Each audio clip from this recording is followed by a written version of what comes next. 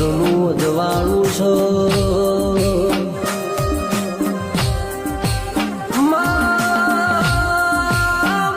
જેને મજૂરી ખાતર મલખ મેલ્યો હોય